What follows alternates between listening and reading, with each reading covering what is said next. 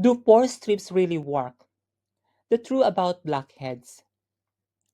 Pore strips, they promise to yank out all those blackheads and leave your skin smooth. But do they really work? Or are they just a temporary fix? Today, we're uncovering the truth about pore strips and the best way to deal with blackheads. What are blackheads? First, let's clear something up. Blackheads aren't dirt. They're clogged pores filled with oil and dead skin cells that oxidize and turn dark when exposed to air. How pore strips work? Pore strips use adhesives to pull out gunk from surface of your pores. Sounds satisfying, right? But here's the catch. They only remove the top layer of debris, not the root cause. The downside of pore strips.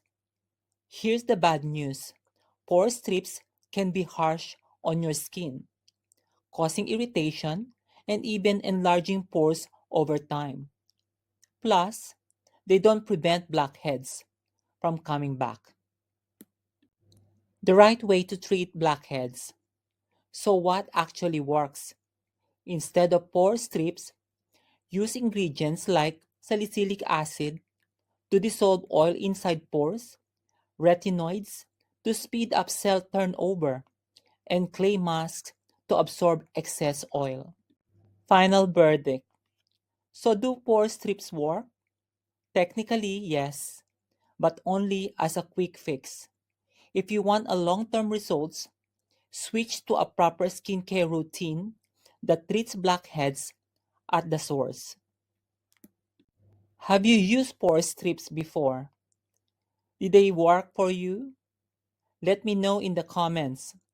And don't forget to like, share, and subscribe for more skincare truths. See you next time.